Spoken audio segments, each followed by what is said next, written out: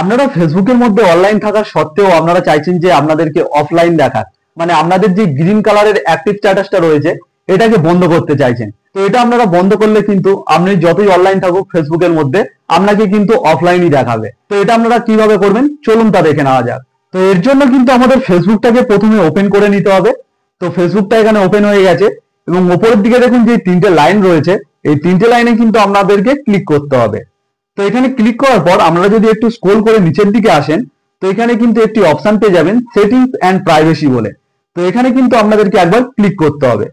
তো এখানে ক্লিক করার সাথে সাথে কিন্তু এখানে একটি অপশন চলে আসবে সেটিংস বলে।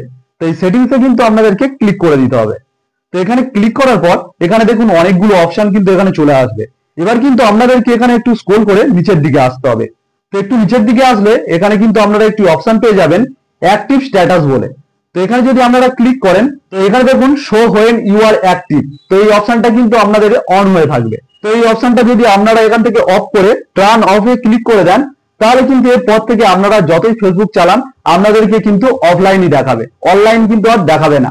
তো আপনারাও কিন্তু ঠিক এইভাবে আপনাদের ফেসবুকের অ্যাক্টিভ স্ট্যাটাসটাকে কিন্তু বন্ধ করতে পারবেন। তো কেমন লাগলো আজকের ভিডিওটি যদি হেল্পফুল হয় অবশ্যই একটি লাইক করে দেবেন, আর এরকম ভিডিও পেতে আমার চ্যানেলটিকে সাবস্ক্রাইব করে রাখবেন।